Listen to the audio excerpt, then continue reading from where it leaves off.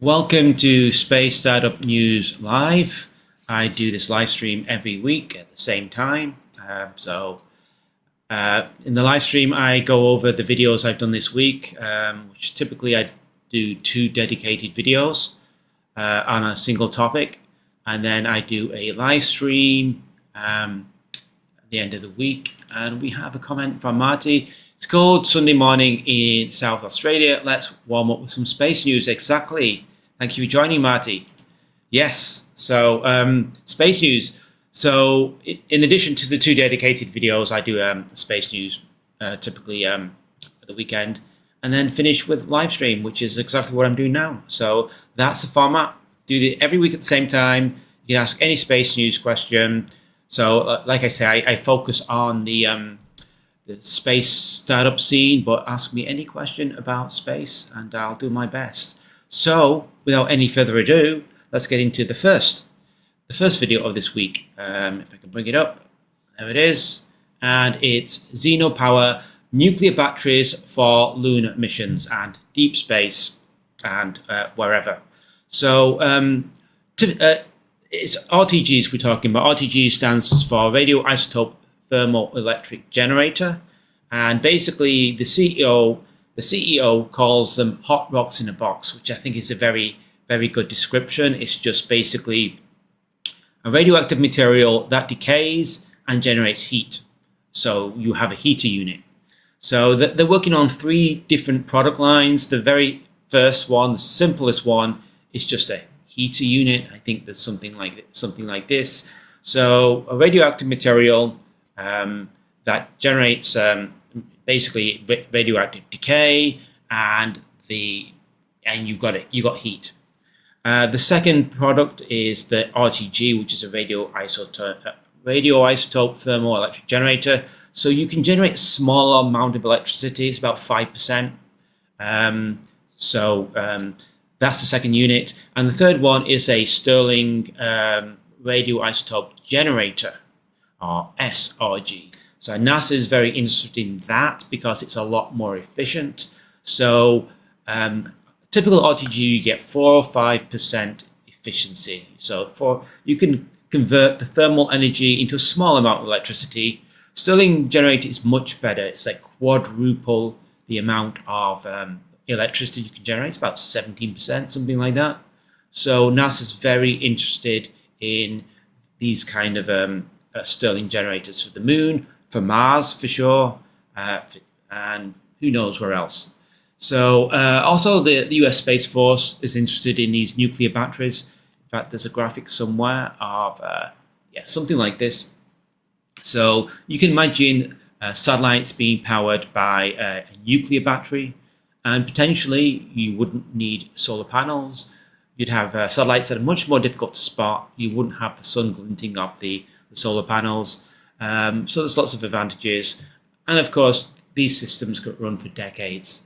And in fact, there's a graphic. I show this in the video. I'll just get rid of myself for the moment.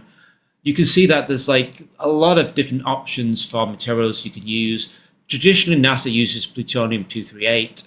The problem with that is, of course, it's very limited, it's expensive, and it's dangerous because you can make nuclear weapons from it. So that's what NASA's used, and Voyager and some of the Mars rovers use this. So these are the kind of the legacy. I'll bring myself back here. Those are the kind of legacy nuclear batteries that are kind of like a bit heavy on the heavy side, and they use dangerous materials that are in limited supply and expensive. So Zenopower comes along. They're a small, agile startup, and they've got this new idea using a new material, strontium-90, with a lightweight, compact design, and it can generate quite a bit of power. In this case, it's like 0.95 watts per gram. But in practice, because you can't just use strontium-90 directly, it uses strontium titanate, and it's 0.46 watts per gram, which is pretty good. It's abundant, it's cheap. In fact, the US government gave Zenopower some strontium-90 for free because as far as the US government's concerned, it's just radioactive waste. They want to get rid of it, so they gave it away for free. And they also have a commercial agreement with another company called, I think, Shine Technologies. So they have access to strontium-90. It's pretty cheap, and you can make nuclear batteries from it, which is exactly what their plan is. And this is their next generation nuclear battery. It's scalable. It goes from 10 watts to 100 watts, sustainable. It's from nuclear waste. So you're recycling nuclear waste and you're using it for, useful things. It's reliable. If you look at the graphic again, go back to the graphic, you can see the half-life is 28.79 years. So half-life is the time for half material to decay. So it's not like it goes to zero. You lose half the material. But that's 28 years. That's nearly 3 decades. So you can run systems on these nuclear batteries for decades at a time. So that's great. And what else? Innovative, compact, and affordable power system. So these are small, they're relatively lightweight. They last for decades, and you can use them where there's no sunlight. So in a crater, Shackleton crater, where you're mining lunar water ice. There's no sunlight. You can use RTGs. You can use them on Mars. If there's a dust storm, doesn't matter, right? You don't need sunlight. And you can use them in deep space, a long, long way away from the sun, where there's practically no sunlight. You can use a nuclear battery, and that's exactly what NASA does. The Voyager is still going right now, even though it's launched in the 70s. So that's RTGs. And the more advanced version of RTGs is SRG, Stirling Radioisotope Generator. So Adam Ash is saying, have you ESA announcing a space plane? Yeah, I saw that the other day. ESA is launching. Oh, it's a test bed. It's like a Mach 5 flying plane. I think it's from Frazer-Nash in the UK. And it's basically a test bed for ESA to put in technology payloads. They can change the material of the space plane and so on. I saw that the other day. Yeah, I think it's called a flying test bed, but it's going to travel at Mach 5. So that's interesting. Yeah. Also, Xenopower has partnership with iSpace, which is a Japanese lunar lander company. They tried to land on the moon twice, failed narrowly both times, but they have a plan, and they have an agreement with Xenopower to power a larger lunar lander. You can see it in the background here. This is their Apex lander. It's much bigger than the ones been trying to land at the moon recently. And the US office is working on this, and this is the CEO. The lady on the right is the CEO of iSpace US, and the guy on the left is the CEO of Xenopower. And basically agreed that a nuclear battery will be put in the lander, which means it could be powered during the lunar night, which lasts for 2 weeks, and it gets extremely cold. So the idea is a lunar lander doesn't die. Typically, a lunar lander will last for 2 weeks during the day, and then it dies at night because it can't produce any power. There's no sunlight, and the lander freezes. But with an RTG, with a Xenopower nuclear battery, the lander stays alive. It may not be able to function. You may have to turn off the scientific payloads, but it won't die because the thermal energy from the battery and a small amount of electricity, you can keep systems running. And then during the day, you can power up all your scientific equipment. So that's the plan. And I think we'll see more lunar landers and lunar rovers. And we have an example here. If I can bring it up.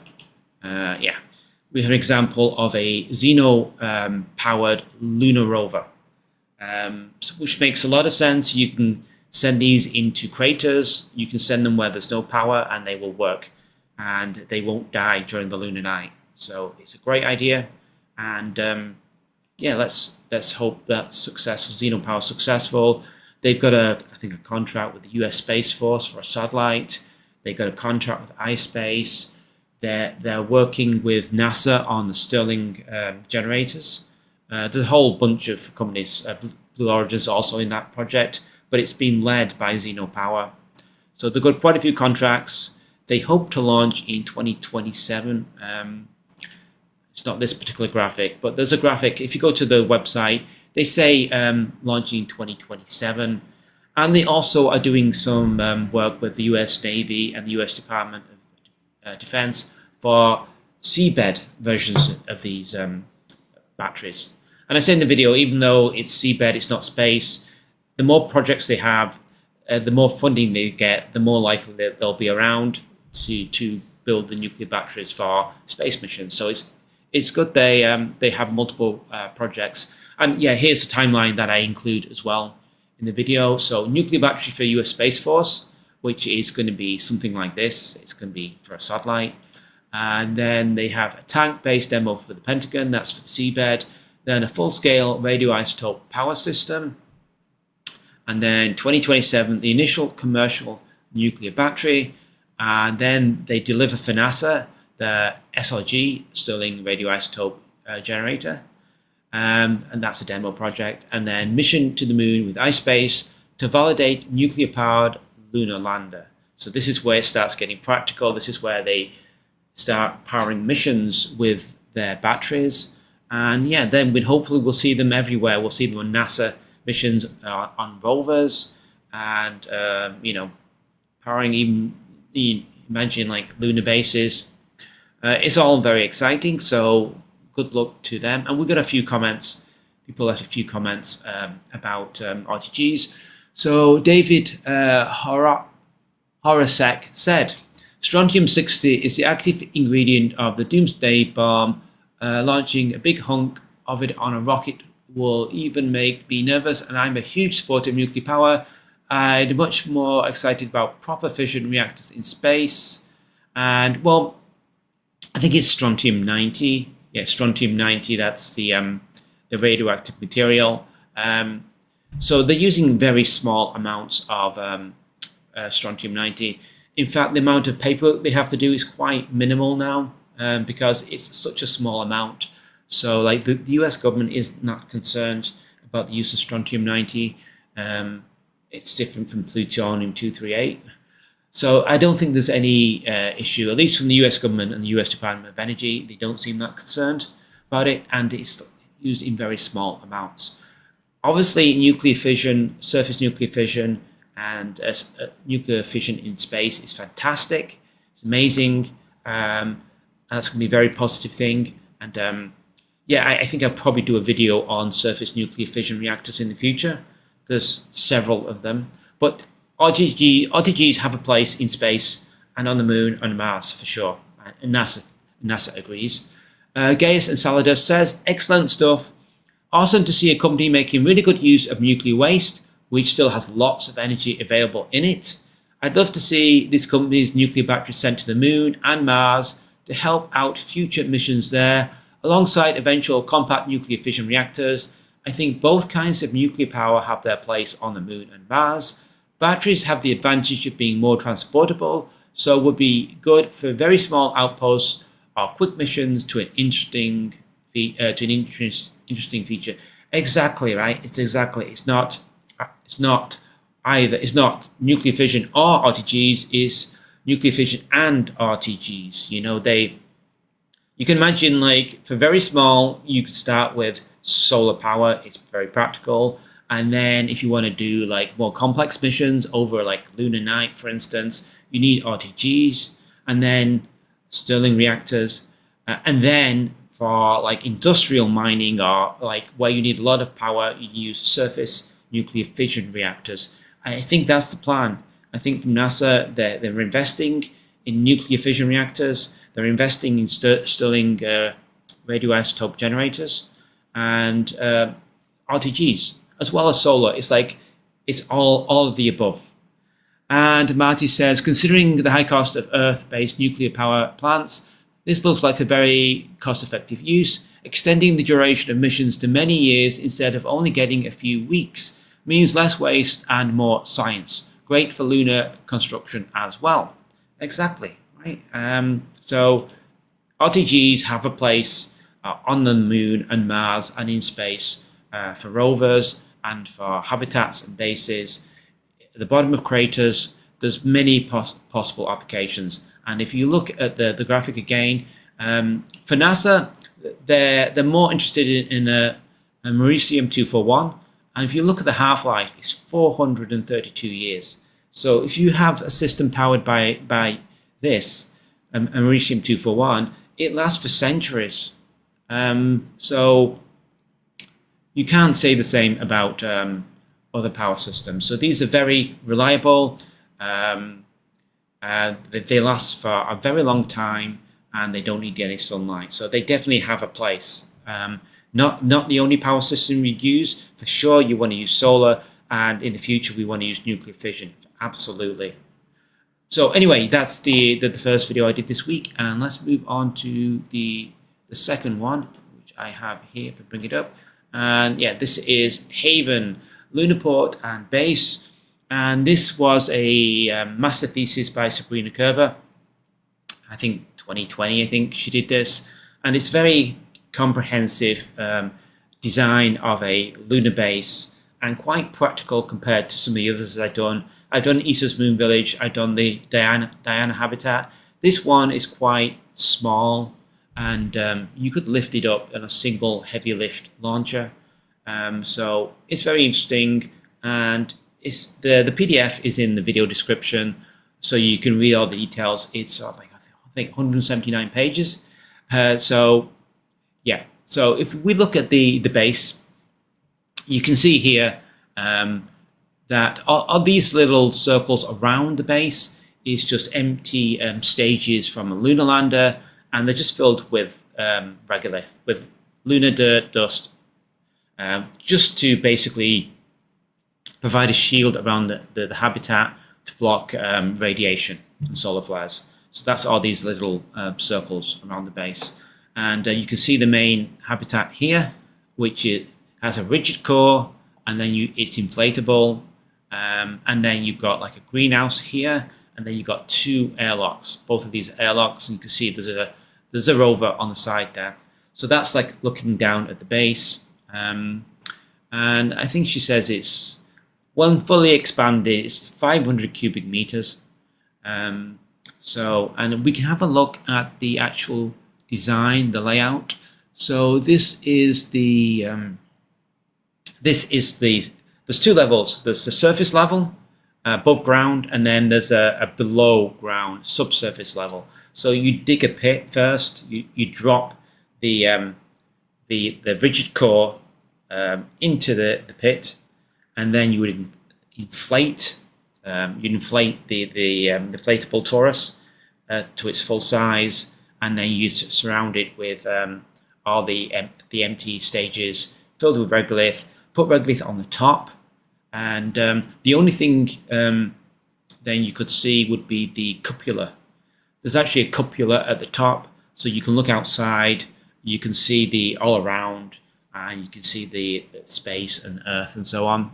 But everything else is covered with regolith, except for obviously the airlocks, obviously the doors. You can access the door. So basically, you got radiation shielding, and here's a graphic of the greenhouse. So there's actually an airlock on the greenhouse as well, so you can make sure the environmental conditions in the greenhouse are perfect, optimal conditions for growing plants and herbs, which you can consume. So we're talking about, I think I mentioned peas, tomatoes, and herbs, for seasoning and vitamins and minerals. And potentially, she says, if you make it a bigger greenhouse, you can grow like wheat and soybeans and various different things. So you can have entire, like I think she mentions 15 crops if your greenhouse is big enough.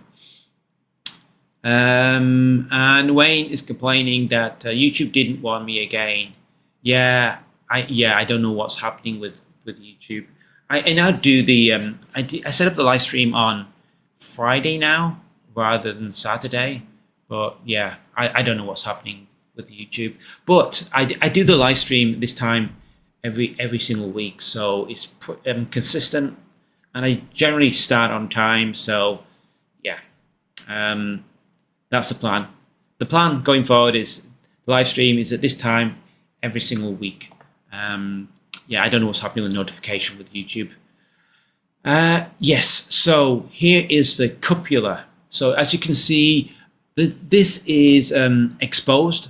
So the rest of the habitat is regolith, but the cupula is exposed. The cupula is just a specialized window module. Obviously, it's hardened to withstand micromedia impact, and it blocks radiation. But you can see outside, you can see the lunar surface, you can see what's going on, and you can see the space, and you can see Earth, hopefully.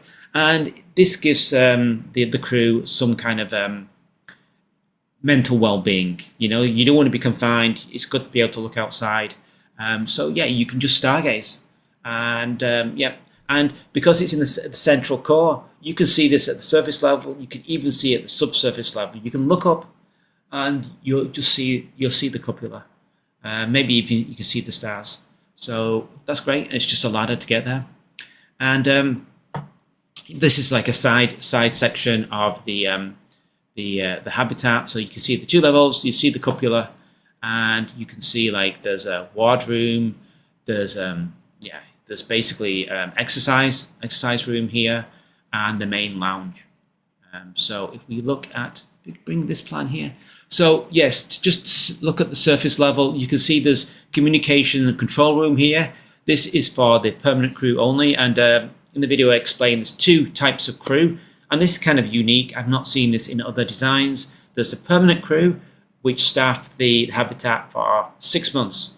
And then they rotate, because you don't want to be exposed to non-Earth conditions for too long. You don't want any kind of medical conditions. So the stay is capped at 6 months, and then you have to rotate. And then you have guest crew, which are there for 5 to 10 days. So this is why it's kind of like a port. You arrive at this lunar port. You have quarters for 5 to 10 days. You learn the basics. You learn some procedures. You learn how to move around in 1/6 gravity. You learn safety procedures, and then you go somewhere else. You go to another outpost. You go to a scientific research base. You go for ISRU. You know, you're mining. You're doing whatever, but you don't stay here. This is just your port, and then you go somewhere else, or you go back to Earth. I mean, you could be a tourist. You spend 5 to 10 days in the habitat, and then you go back. So you got permanent crew, 6 months, and then you got guest crew. So that's the idea. So here you can see a galley, pantry. You can see some space where you can just relax. You've got storage space, and you've got the comms, and then you've got 2 airlocks, and then you've got the greenhouse. That's the surface level. And when you say look up the Soviet RTG problem, it'll scare you. Yeah, I've not looked at the Soviet RTGs. Hopefully Xenopower is aware of all the problems with RTGs, and is making very, very safe versions of their nuclear batteries. I guess we'll find out in 2027, which is the first commercial operation. I think that's maybe iSpace is 2027. So yeah, I mean, fingers crossed. So that is cross section. So here is the subsurface level. So there's the stairs. If you look in the graphic at the center, you can see the stairs that go down to the subsurface level. You've got this main central lounge where you can just relax, you can chat. It's a communal area, and you can look up, so you can see the greenery on the surface level, and you can see the cupula right at the top. And then you've got all the sleeping quarters. So this is underground, so it's kind of like a safe haven. It's better protected against radiation, and this is where the crew sleep, and where they do communal activities. This is where the exercise room is. You can see it in the lower section. You can exercise. Group activities are single exercise. You've got the permanent crew quarters, and then you've got the temporary crew here. And I don't think I have the graphic for the quarters, but basically the permanent crew have larger quarters. You can actually stand up in them. You can basically have single bed or a double bed, and it's bigger with more storage space. And the guest crew just have pods, just quite tiny pods, but it has a bed. It has a fold-out media screen, so you can watch stuff. There's a little bit of storage space. You're only there for 5 to 10 days, so it's very basic. But you have quarters for up to, I think, eight guest crew, and then you have like 4 permanent crew, something like that. So yeah, this is her plan, Sabrina Kerber's plan for a lunar base habitat, and it's quite practical because this rigid core in the center, you send that up, you transport it deflated. I think she says 187 cubic meters. It can easily fly on a New Glenn, easily fly on a Starship, and you just send that to the moon. Prepare, so you basically have to dig a pit. You drop it into the pit. You inflate it and put regolith all around, and then it's crew can arrive. So basically, first you have the permanent crew. They are living in their lunar lander, and they basically they start the habitat. They turn on the critical systems. They inflate and pressurize the habitat, and then once all those critical systems, life support, are active, they can move into the habitat and continue to install non-critical systems. And once everything's installed, at that point, guest crew can arrive, and then you have a functioning operational lunar habitat. So in terms of comments, we got quite a few comments. So let's start with, I'll just get rid of myself for the moment. So Wingsley saying, sooner or later it's going to be decision time on whether or not Washington DC and Europe are serious about actually committing to building a sustainable presence on Earth's moon. Lunar-based concepts like this one are, so far, just very rough drafts of what could be done.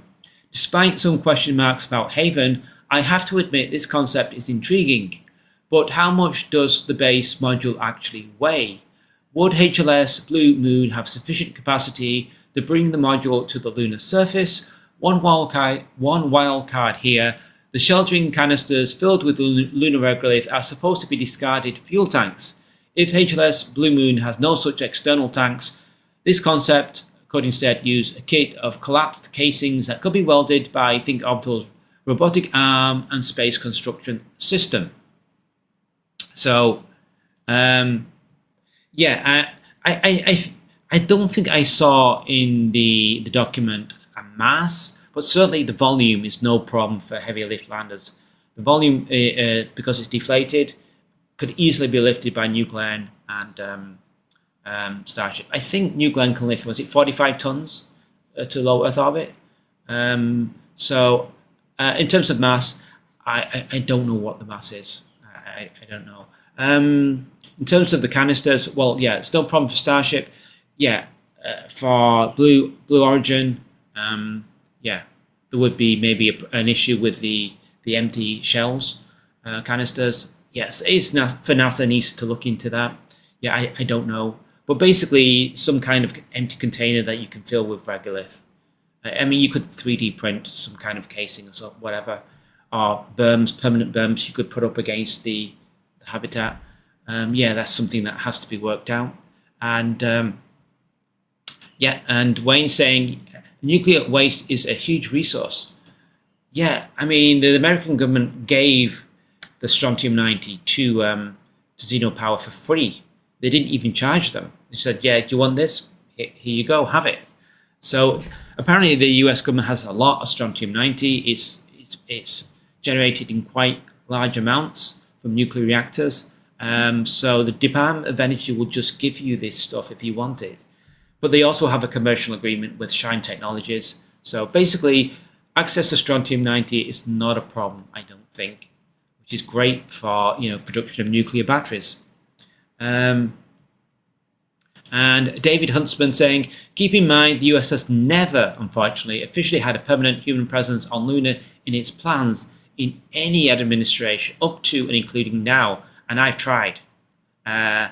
And unlike China, which does have that, yes, China does have plans for an international lunar research station in the mid 2030s, and they also have a coalition. It's not just China; it's Russia, and Russia apparently is building a nuclear power system for this Chinese base, and China's making a lot of progress on the moon with their Chang'e rovers. They're collecting lunar regolith, bringing it back to Earth. So Chang'e 5, 6, 7, they will soon be able to, like 2030s, be able to send people to the moon. They're working on that, and they're working on a research base. So like the clock is ticking for NASA and ESA. And David Huntsman is saying NASA's plans over the Trump-Biden administration have always been to have up to 90-day stays and then leaves Luna and goes to Mars. Seriously, it's done, but that's the plan, to abandon Luna to the Chinese Communist Party. So hopefully that doesn't happen, because that would be bad.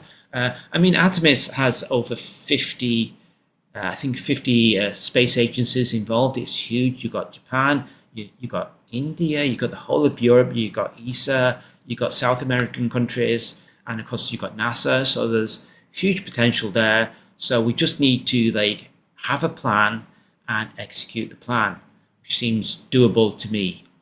And Marty's saying reusable heavy lift rockets will be a game changer when it comes to projects like this. So it's not just Starship, it's New Glenn. New Glenn's very capable. Their architect, I want to do a Blue Origin vision, because their vision is different from SpaceX's vision, which is let's go to Mars. Blue Origin's is let's go to space, let's build orbiting space stations. So I've done 2 videos of Blue Origin. I've done the Lunar Landers Mark 1, Mark 2, and I've done the Cislunar Transporter, which to me is very important piece of technology. It's a fuel shuttle. You can shuttle fuel in the Cislunar system from low Earth orbit to low lunar orbit, and potentially you can shuttle it to Mars. That's the plan. The VP guy from Blue Origin said, all you have to do is change the comms system, upgrade comms, and it can go to Mars. So you can move fuel from Earth to Mars, from Earth to Moon. So I like the concept of operations for Blue Origin, and I want to do kind of like a vision of what they think the future will be. It's quite interesting. And David Huntsman saying most of Artemis International Partnership is involved in Gateway currently. Yes, I don't know what's happening with Gateway. I don't think anyone knows what's happening with Gateway. Honestly, I think I prefer the simpler concept of operations. Just go to low lunar orbit, land on the moon, and not use Gateway. But it's all up in the air, right? I don't think anyone really knows what's happening. So anyway, Brother Alan saying, I think this is one of the best designs I've seen so far. Sadly, it looks like the current US administration is no longer seriously interested in the moon, which is what David Huntsman was saying. Congress sounds like it wants to keep moving forward on a lunar base, but with a NASA administrator being loyal to the president, even if Congress allocates the funds, NASA does not have to do anything with it. Maybe a couple of billionaires that have a deep interest in space and want to commercialize the moon will step up. So, maybe that is the answer. You've got Jeff Bezos, and you've got Elon Musk, but you've also got the Google guy who's now in charge of Relativity Space, Eric Schmidt. He's a billionaire. He now owns Relativity Space, or he has a controlling interest. So you've got 3 billionaires, at least now 3 billionaires, all interested in space, all owning space companies, and Relative Space wants to go to Mars. So I'm much more confident about Relative Space now that the Google guy has control of it and pumping, I think it's billions into the company now. So three space companies with billionaires, tech billionaires. They move fast. They have an agile mindset. They want to get things done. So I think the future could be quite positive. Even if the governments, governments don't get things done, they don't have plans. Like David Huntsman was saying, there's no plans for a permanent lunar base. Elon's going to Mars regardless, I think, and so we'll see what happens. And Marty is saying, well, first of all, Adam is saying Gateway PPE is already done. I think that's power and propulsion system, and yeah, I think a lot of the hardware is built for Gateway, but without the funding to orbit it, I don't know what's going to happen with Gateway. I don't think anyone knows what's going to happen with Gateway at the moment. And Marty's saying Gateway will help us learn how to survive outside Earth's magnetic field, needed if we want to go to Mars. Yeah, I don't know. I mean, because the hardware's built already, maybe it gets launched somewhere. Yeah, I really don't know what's happening with Gateway. I think Artemis is going forward in some concept. Liam Donald saying Vast has the billionaire to. Yeah, that's the crypto guy who's entirely funding Haven One. Like the whole of Haven One is a private commercial funding. Just the CEO, which I think he's got his money from crypto, he's funding that as like a demo. Like, here's what we can do. NASA pay us for Haven 2, which is a much bigger, more capable system, which is a replacement for International Space Station. That's what VAST is pitching it as. It's a replacement. And so don't get me started on commercial space stations, because I think there's lots of problems. The problem is that it's not enough funding, right? That's the problem. And if you saw the NASA budget financial year 2026, it's not looking great for commercial space stations. It's like 300 million. And then maybe 28, 29 is 600 million. And really 600 million, is that for one? Imagine there's two or three at 600 million. I don't think that's enough money. If you look at what NASA requires, if you look at all of the specifications, I think that's very expensive for any startup to build a space station that meets NASA's requirements, and the money is not great. So I think for commercial space stations, I don't think it looks that promising at the moment, unless the funding increases. So that's my view in commercial space stations. I wish it was more positive, but I don't think there's enough money at the moment. Yeah. So anyway, to move on to space news. Have I done all the comments? I think Marty's saying, and currently US administration will be gone in less than 4 years. Who knows what comes next after NASA? Everything's up in the air. We don't really know what's going to happen. But luckily, the space startups are continuing to innovate. They're continuing to build stuff and launch it. And talking about space startups, we have Nord Space here. You can see their suborbital rocket. This is called Tiger, and it's launching maybe next month. I believe it was going to be August. It's August 2025, and the very first launch from Canadian soil, from Newfoundland. So the first launch is going to be at 10% power, so it's not going to go very high, it's not going to go very far, but at least it will launch, and it will provide a lot of data to Nord Space. And they're moving very quickly. They're working on their orbital class rocket called Tundra. They're working on 3D printed Hadfield engines. They're working on satellites. They're constructing a spaceport right now. So they've got a lot of ideas. They're executing very quickly, and they'll have two pads at their spaceport.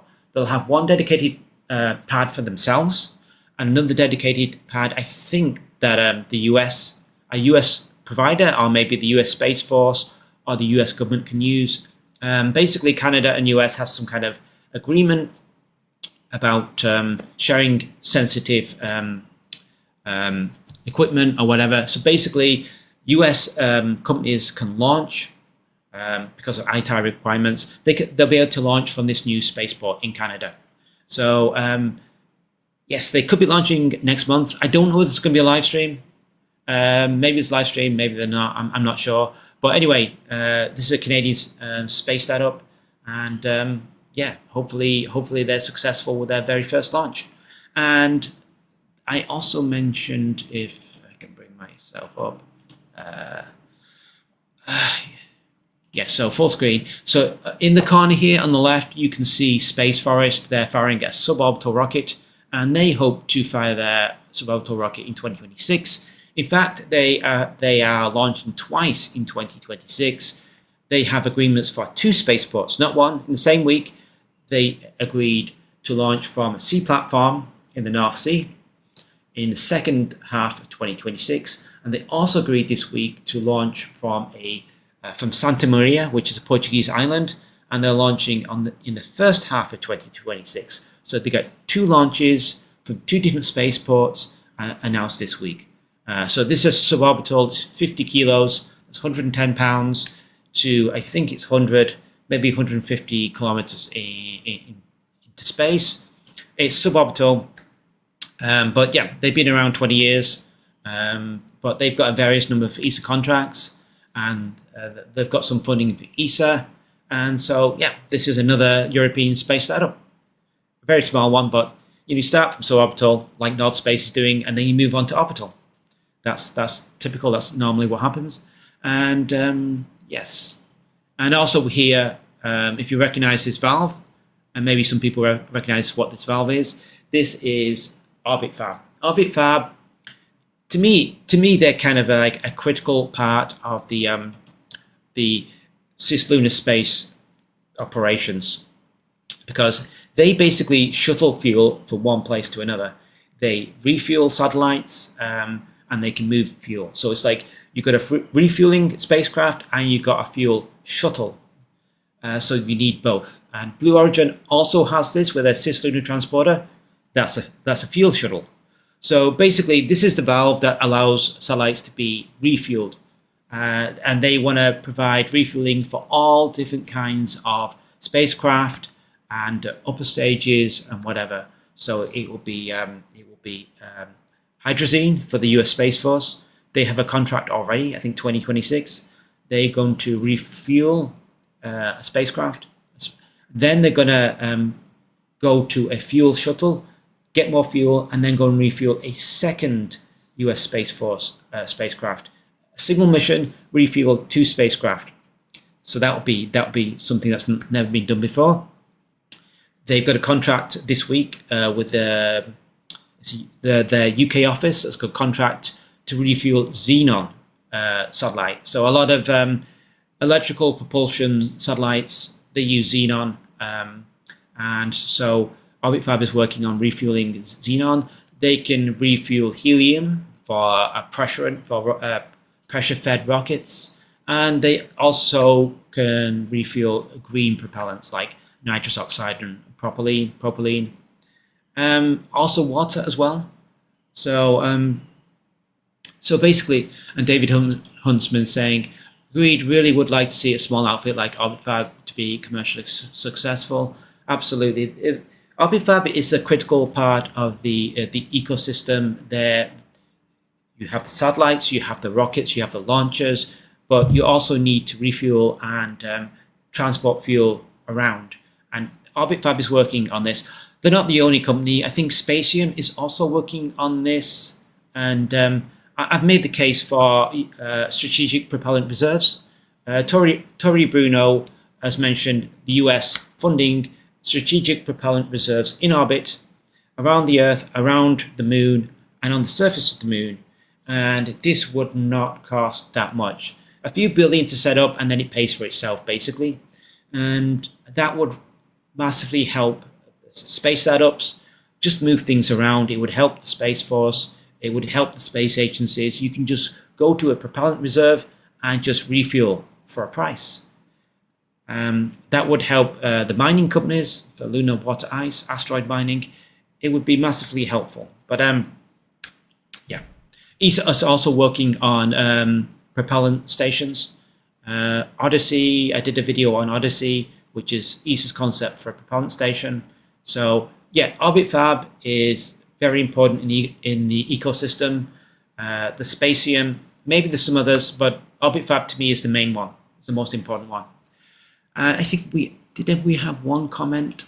We have one comment from Marty saying, satellite refueling may not sound as sexy as refueling rockets, but it is an important step towards making all aspects of space industry more affordable.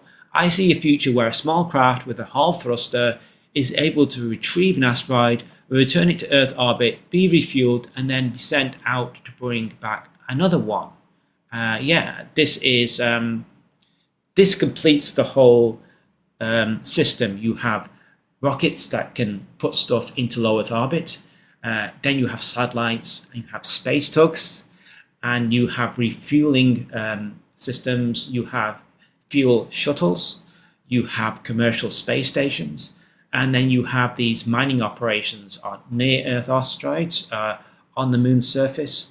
And you have a whole ecosystem. If you're mining resources, propellants like water, ice, you can put that into lunar orbit. You can shuttle it to low Earth orbit. You can refuel satellites. You've got a complete self-sustaining system, and that's where we want to go. That's where OrbitFab wants to go.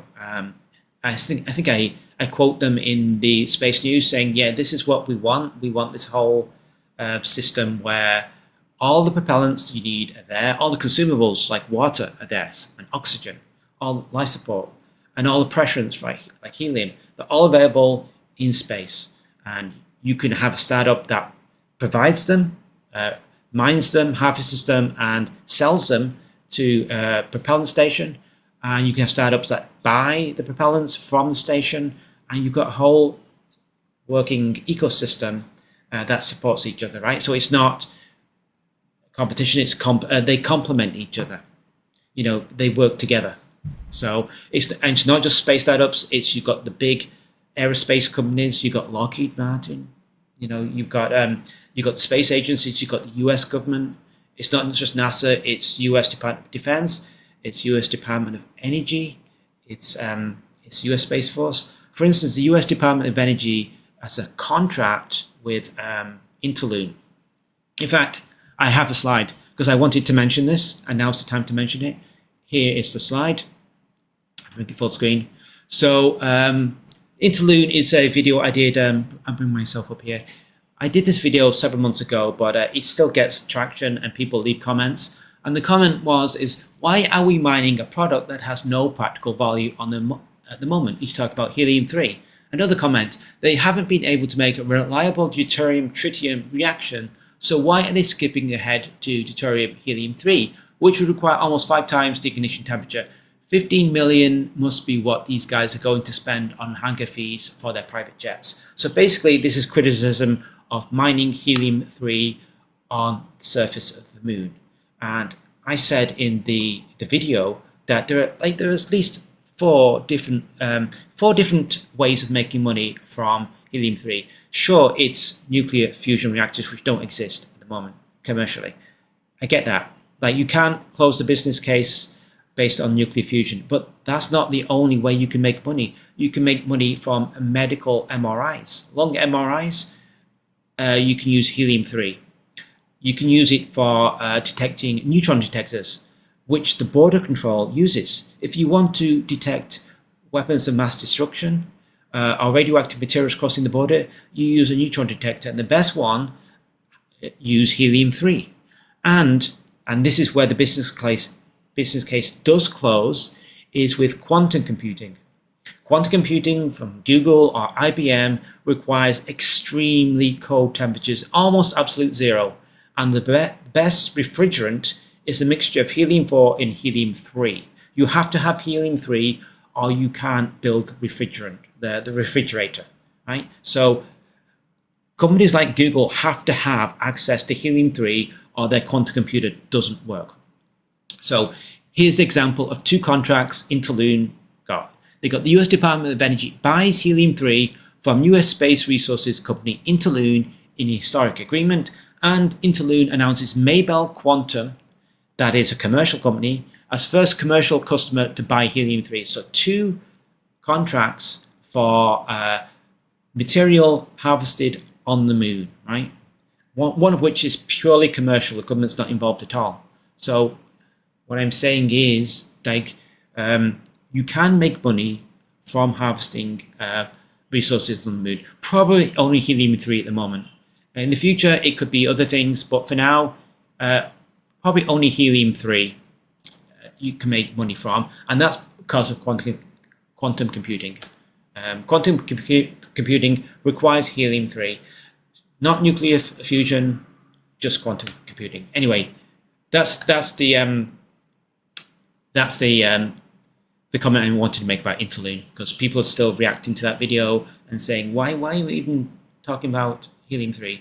Anyway, so Liam Donald saying, what area of space startups excite you the most, Mark? Launchers, rovers, stations, mining, landers, manufacturing. Oh, we've not even talked about mining, right?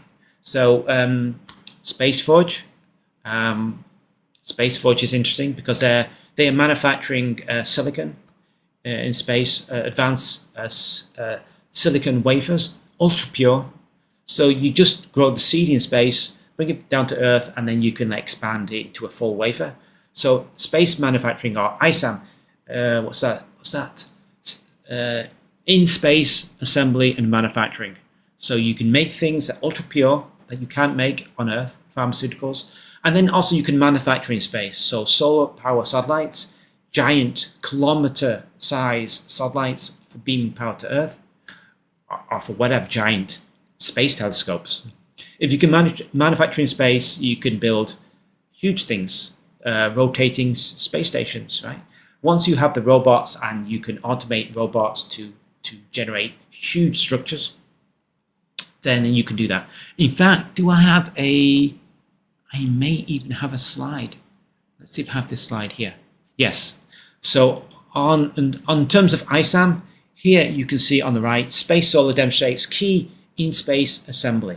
So Space Solar are building giant satellites, kilometers in length, to beam solar power. So they have to build a structural truss, right? This is just a truss. It's just a very long structure, and then you hang the solar panels on the side. So you have to prove you can automate that process, and this is exactly what they're doing here. They've already demonstrated a key in-space assembly technique to build the structural truss, and then they put solar panels. So in-space assembly and manufacturing is very exciting. Mining, I think, is very exciting. Like, it's all exciting, right? I mean, to me, I find it all very exciting. And it's the whole ecosystem, though, right? It's not just one company to make the ecosystem. You need the launchers, you need the spacecraft, you need the refueling, you need the commercial space stations, you need the mining, and you need them all working together. And then we can expand out into space, which is the plan. And the other space news I want to talk about is both of these are solar power satellite companies. Celestial awarded 1.2 million by SpaceWorks for space solar development. So this is not actually for solar power satellite. It's basically they've been awarded money to make a solar panel wing very, very quickly. I think in 1 month. The problem the US government has, it takes too long to make solar panel arrays. They just need them done more quickly. So they've got a contract from Celestial to work on can they produce a solar power wing in 1 month.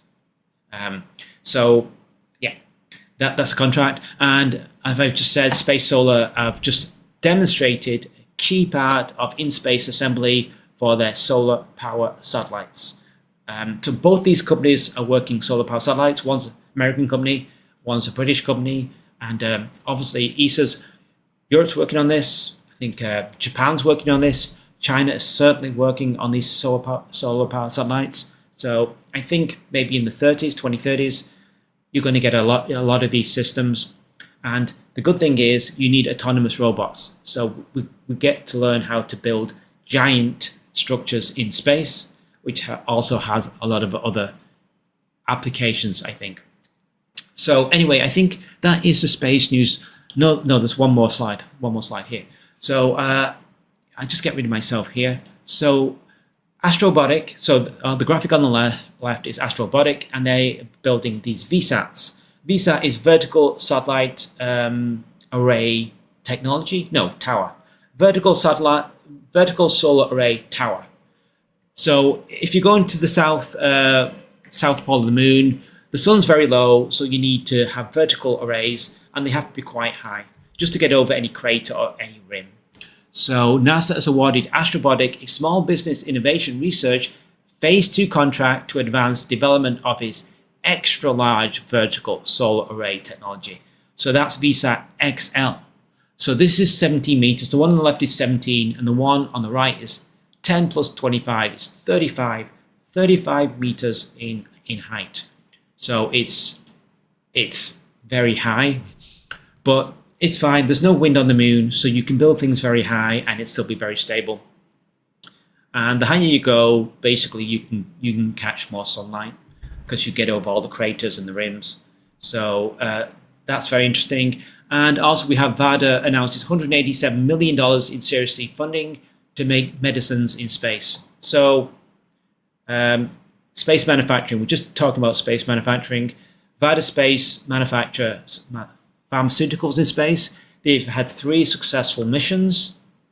So the spacecraft manufactures pharmaceuticals for 3 months, whatever. Then it lands back on Earth. You retrieve the pharmaceuticals and you get paid, and you keep doing that, and you do it more and more frequently. You scale it up, and now you can manufacture stuff in space.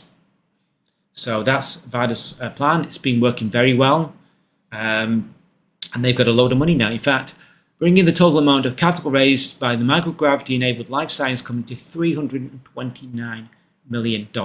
So I think they're doing really well, and they do have some competition. Intuitive Machines is also building some kind of re-entry capsule.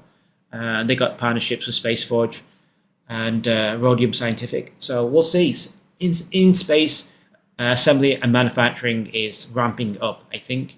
And space startups like VADA Space, SpaceForge, and so on are leading the way. So that's all very exciting. And yeah, I think I have covered everything I wanted to cover this week. So thank you for tuning in, and live stream every time this week. I just go over my videos and answer questions, bring up comments, and yeah, thank you for tuning in, and I will see you next week.